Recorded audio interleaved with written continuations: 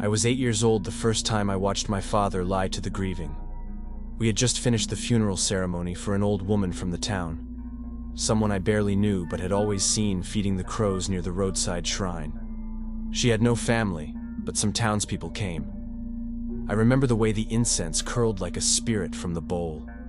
The soft chanting, the weeping of the wind through the trees. I thought it was all beautiful, until we went behind the curtain.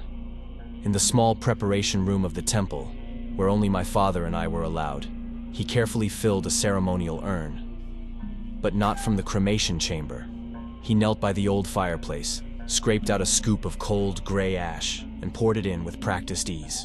I must have looked confused, because he said nothing at first. When he presented the urn to the mourners, I tugged at his sleeve and whispered, "But that's not her." He didn't flinch, didn't stop, just smiled at them, bowed deeply and handed it over. Later, when the temple grounds were empty and twilight dulled the gold of the altar, he pulled me aside. "You must never say that again," he said. "Not to anyone." "But why?" I asked. "You're too young to understand. One day I'll tell you. But for now, promise me." I nodded, frightened by the sudden seriousness in his voice, and I kept my promise. Years passed, I grew, I learned. I performed the rituals, copied the sutras, learned how to bow, chant, clean, listen. My life was ordered by incense and bells, and behind it all, the hidden heartbeat of our temple, the small, roped-off shrine at the far end of the moss-covered path, the one I was forbidden to enter, the one no one talked about. The first time I carried a corpse to it, I was 15. It was raining, a thin, miserable drizzle that soaked into my robe.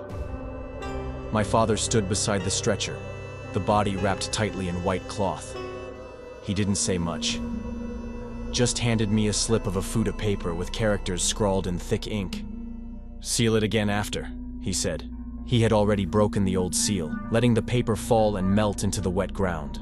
The wooden doors creaked open with a breath of rot and something older, something deep, something that hadn't been touched by time or weather. I saw nothing inside, just darkness and a strange pressure like being underwater. The air was too still, too dry. I placed the body gently on the altar and shut the doors. My fingers shook as I pressed the new seal in place. When I returned to my father, I asked, "What is it? What's in there?" He only looked at me with tired eyes. "We take care of it." That was all. After that, it became my duty. When someone died, I would help with the ceremonies, pretend to cremate the body, present the family with false ashes. Then, at night, I would carry the real corpse along the stone path to the little shrine, break the seal, slide the body in, and seal it again. The next time I opened it, the body would be gone. No smell, no trace, and always that pressure, that silent weight. I tried not to think about it, but I started to dream of the shrine. In those dreams, the doors would open by themselves, revealing something, a presence, a shape I couldn't describe, only feel. Ancient, vast, watching. Sometimes I woke up with the scent of ashes in my nose. When I was 24, my father told me he could no longer perform the rites.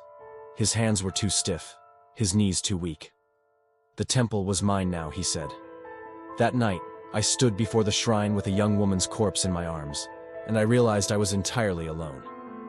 The wind didn't blow, the trees didn't rustle, only the faint creak of the wood as I opened the doors, and the hush that spilled out like breath. Still, I did my duty. But now, I began to question it. Why? Why had we always done this? Why had I spent my life feeding something I had never seen, never understood? Am I even feeding it? There's never anything left, not even scraps or drops of blood.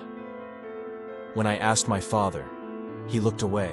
"I don't know," he said. "My father taught me, and his father before him. It's always been our role. But why?" He only shook his head. "Sometimes you don't ask why. Sometimes you just continue." That answer didn't satisfy me. I turned to the temple's old records, ancient scrolls, brittle and fading, journals, ceremonial manuals. I read late into the night, squinting by candlelight at texts in language so old I had trouble understanding it. But all I found were phrases like, "Honor it. It is our duty." There was never a name, never a description, never a reason. There wasn't even a warning, just what we did. I started to wonder what would happen if I stopped. So one day, I didn't go. I left the body in the preparation room. I waited. The next morning, I found the doors to the shrine ajar. The seal was torn. The body was gone. No one could have entered. I had the only key. No footprints, no signs of disturbance. Only that silent, aching pressure lingering in the air. But this time it was everywhere. Throughout the temple, but stopping as soon as I stepped foot off the grounds. Nothing had happened to me. No punishment for my transgression. Nothing that would give me a reason to keep doing this. Nothing to make me understand why I was doing it. But even though there had been nothing, I never disobeyed again. I couldn't stop wondering, what had I inherited? What did this thing want? Was it a kami, a demon, a hungry ghost, or something older, buried beneath layers of belief? Sometimes, when I'm walking the temple grounds at dusk, I hear footsteps behind me. But when I turn, there's no one. Only the rustling of trees and the shadow of the little shrine at the edge of the garden. Other times, I think I see something behind the slats of the shrine doors. Not a body, not a person. Something tall and thin and moving. When I light incense, the smoke sometimes drifts toward the shrine, even when there's no wind. I still don't know what it is, but I continue. I continue because I am afraid of what will happen if I don't. I tell myself that I'm protecting everyone, every person in the temple grounds, maybe even the entire community from whatever it is. But I know that I just as easily could be keeping it here by giving it bodies for whatever it does with them. But maybe that's good too, since if it leaves, it will just become someone else's burden to bear. Then again, for all I know, it could just vanish if I stop, never to be seen or heard from again. That's the maddening part. I don't know if what I'm doing is wrong. I could be doing something horrible, something with consequences that I can't even fathom. Or I could be keeping humanity safe by appeasing the thing with the bodies of our dead. All I know is that there's more to the world than what people believe. Also, whatever is out there is both beyond our comprehension and doesn't seem to care about us very much. I don't know how I feel about that either. All I know is that I'll keep offering it corpses. That satisfies it, keeps it here, because if it ever decided to leave, it might not be satisfied with just corpses anymore.